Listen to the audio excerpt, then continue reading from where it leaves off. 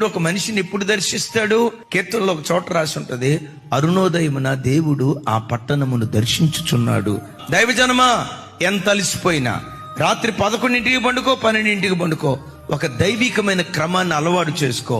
5 గంటల లోపు నీ పడకల మీద నుంచి లేచి ఆకాశ పక్షులు తమ కంఠ ధ్వని దేవునికి వినిపించక మునిపే, మనుషులెవరూ తమ కంఠ ధ్వని దేవునికి వినిపించక మునిపే, నమాజ్ శబ్దం ఇంకా వినిపించక మునిపే నీ ఇంటిలో నుండి నీ కంఠ ధ్వని ఆకాశమందలి దేవునికి వినిపించదువుగాక. అలా నువ్వు వినిపిస్తే ఒక మాట అంట, నీ ఆత్మదీపం ఎందుకు ఆరిపోతుంది? నువ్వు నిరంతరం మండే వ్యక్తిగా ఉంటావు.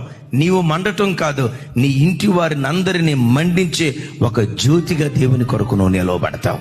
జ్ఞానులతో సహవాసం చేసేవాడు జ్ఞాని, దేవునితో సహవాసం చేసేవాడు దేవుని వంటివాడిగా మార్చబడతాడు. దేవుని వంటివాడిగా మార్చబడతాడు.